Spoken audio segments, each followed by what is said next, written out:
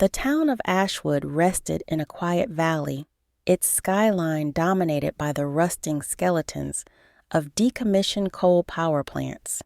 Once a hub of energy production, the town now seemed frozen in time, its streets eerily empty, its people weary from years of decline. The air was heavy with nostalgia and the faint tang of soot that seemed embedded in every brick of the old buildings. Sarah Harper stepped off the bus, her leather boots crunching against the gravel road. She adjusted her satchel, packed tightly with notebooks, geological samples, and a laptop that buzzed with half-written research papers. The sight of Ashwood pulled at her heart, a bittersweet mix of childhood memories and the scars left by the coal industry. She had left this place 10 years ago, chasing her dreams of environmental science. Now she had returned, drawn by whispers of a forgotten resource hidden in the ashes. The town square was as she remembered it, a modest fountain that no longer worked, a diner with its neon sign flickering, and the coal monument, a carved lump of anthracite that once symbolized prosperity but now felt like a gravestone. As Sarah walked past the monument, she overheard a heated conversation among a small group of townsfolk gathered near the diner. "I'm telling you, it's a waste of time," barked a burly man with calloused hands, his voice carrying over the cobblestone square. "Digging through coal ash? For what? Some fancy minerals? We need real jobs, not more false promises." A woman in a floral apron crossed her arms, her expression fierce. "And what if it works, Bill? What if those minerals bring money back to this town? Or are you too proud to try something new?" Sarah lingered, listening. Her scientist's curiosity piqued. She had read the reports. Coal ash, the dusty byproduct of decades of burning coal, was rich in rare earth elements critical for modern technology. The possibility of mining this waste, turning it into something valuable, had ignited debates in towns like Ashwood, where coal was both a lifeline and a curse. She decided to speak up. "Excuse me," she said, stepping closer. The group turned to her, their faces a mix of suspicion and curiosity. "I couldn't help overhearing. My name is Sarah Harper. I'm an environmental researcher, and I've come back to study this very topic." Bill snorted. "Another scientist, huh?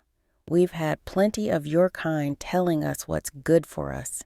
And look where that got us." Sarah stood her ground, her tone firm but kind. "I'm not here to tell you what to do. I'm here to find answers. If there's even a chance that coal ash can be transformed into something valuable, don't you think it's worth exploring together?" The woman in the apron smiled faintly, her eyes softening. "We could use someone like you, Sarah. This town needs hope, and maybe this could be it." Sarah nodded, feeling a flicker of determination. She knew the road ahead would be fraught with challenges, technological, social, and emotional. But if Ashwood had taught her anything, it was resilience. And somewhere in the ashes, she hoped to uncover more than just rare earth elements. She hoped to rediscover the spirit of the town she once called home. The air was crisp and cool as Sarah stepped onto the sprawling grounds of Ashwood's largest coal ash site, a gray expanse stretching to the horizon.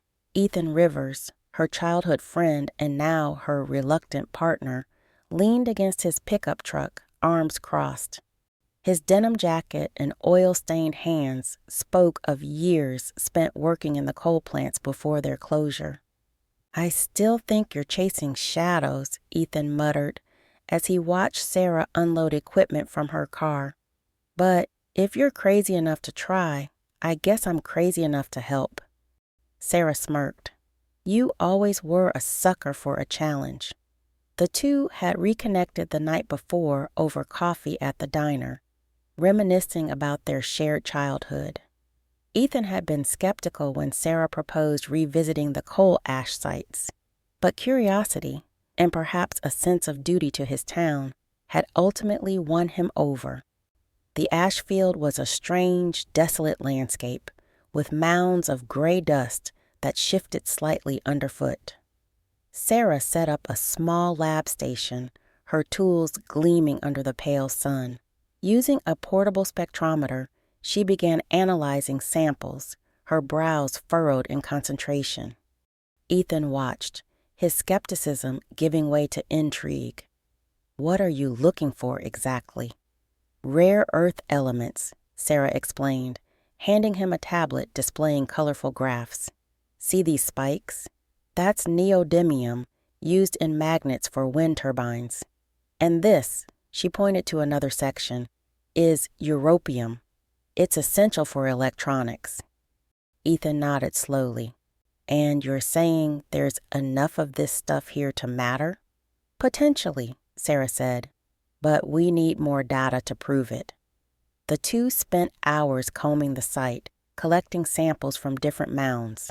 As they worked, memories of their childhood began to surface. "This place used to be our playground," Ethan said, gesturing toward the ash hills. "Remember how we'd built forts out of coal bricks?" Sarah laughed, the memory bittersweet. "And how my mom would scold us for coming home covered in black dust."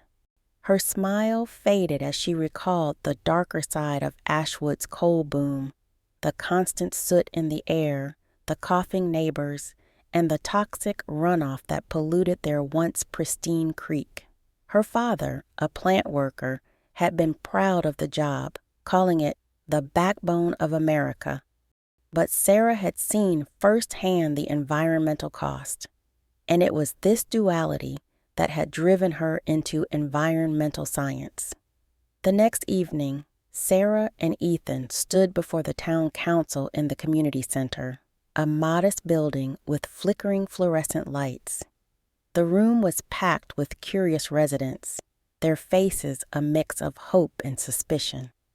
Sarah presented her findings, her voice steady. "Our preliminary tests show significant concentrations of rare earth elements in the coal ash. With the council's approval, we can launch a pilot project to explore sustainable extraction methods." Murmurs rippled through the room. One council member, an elderly man with a weathered face, leaned forward. "And what about the risks? We've already suffered enough from this ash. Why should we trust you?" Sarah took a deep breath. "I understand your concerns. That's why this project will prioritize safety and transparency. This isn't about repeating past mistakes. It's about turning our history into a new future." Ethan stepped forward, his voice carrying the weight of the community's struggles. "I worked in those plants for 20 years. I know what we've lost, but I also know we can't keep living in the past. Sarah's right. This might be our chance to make things better." The room fell silent, the council members exchanging uncertain glances. Sarah's heart pounded as she awaited their decision. The pilot project kicked off with cautious optimism. Trucks rolled through Ashwood's dusty streets, carrying machinery and supplies to the coal ash site. For the first time in years, the town buzzed with activity. Ethan took charge of logistics, overseeing the setup of extraction units, while Sarah worked closely with engineers to refine the process. At first, the sight of workers in hard hats and the hum of machinery filled the townspeople with hope. Several unemployed locals found work on the project, and the promise of economic revival seemed within reach. But alongside hope came tension, the ghosts of Ashwood's coal history stirring in the community. At a town meeting, held under the dim light of the community center's aging chandeliers, the debate raged. "This project is bringing jobs," Ethan argued, standing at the front of the room. "It's a chance to fix what was broken." "But at what cost?" shouted Mary Ann, the diner owner. What if it poisons the water again? What if we're left with more ashes and broken promises? Sarah stepped in, her voice calm but firm. We're committed to safety. The technology we're using is designed to minimize environmental impact, and we've invited independent inspectors to monitor every step. The room buzzed with murmurs, a mix of cautious agreement and lingering doubt. For every person excited by the project, there was another who feared it would repeat the mistakes of the past. A month into the project, the team faced its first major challenge. The extraction units, which separated rare earth elements from the ash, began to overheat. Engineers scrambled to troubleshoot, but progress slowed. Then came the near disaster. Heavy rains flooded one of the ash ponds, threatening to breach its aging containment wall. If the wall gave way, it could release toxic sludge into the nearby creek. Panic rippled through the town as Sarah and Ethan led the charge to stabilize the site. "We need sandbags now," Sarah shouted, her voice cutting through the chaos. Ethan and a group of volunteers worked tirelessly in the downpour, reinforcing the wall just in time. As the rain subsided, the crisis was narrowly averted, but the incident left the community shaken. "That could have been a disaster," Mary Ann said, her voice trembling as she addressed Sarah the next day. "And you expect us to trust you?" Back at the site, Sarah and Ethan sat in the break room, their faces drawn with exhaustion. Ethan broke the silence. "Do you ever feel like we're in over our heads?" Sarah hesitated, then nodded. "All the time. But if we don't try, who will? This project isn't just about rare earth elements. It's about proving we can rebuild responsibly." Ethan sighed, running a hand through his damp hair. I don't want to see this town hurt again. And sometimes I wonder if we're the ones causing more harm." The tension between them was palpable, rooted in the weight of their shared responsibility. Sarah knew Ethan's doubts mirrored her own, but she also knew giving up wasn't an option. The morning sun bathed the ash field in a pale glow, but Sarah's mood was far from light. She sat in her makeshift office, a repurposed trailer near the extraction site, reading through an email that made her stomach twist. It was from Gerald Pierce, the project's primary investor and a wealthy industrialist. His words were carefully crafted, but their meaning was clear: cut costs by skipping the final round of safety inspections. Her hands trembled as she reread the message. "It's just one step," Gerald had written. "Think of the savings, Sarah. This project needs momentum, and you need results." For Sarah, the words felt like a betrayal. She had spent months reassuring the people of Ashwood that this project would be different, that it would prioritize safety and sustainability. To ignore the protocols now would be to shatter that trust. That afternoon, Sarah confronted Gerald during a video call. His polished demeanor did little to hide his impatience.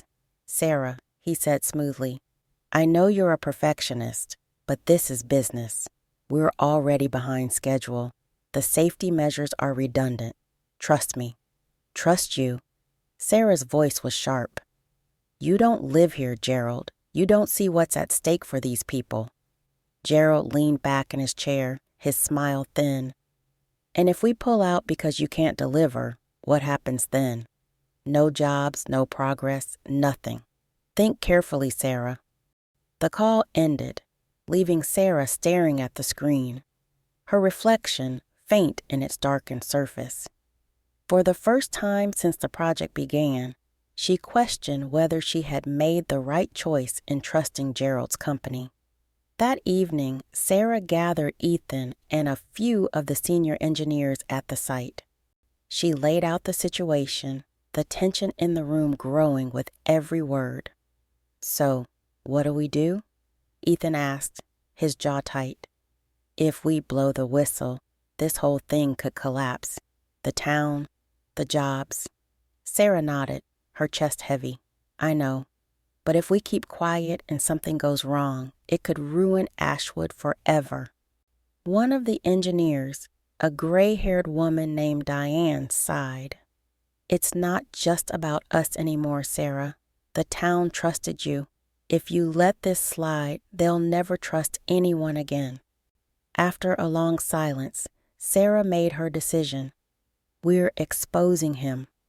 The next day, Sarah sent an open letter to the town council and local press, detailing the investors' plans to bypass safety protocols.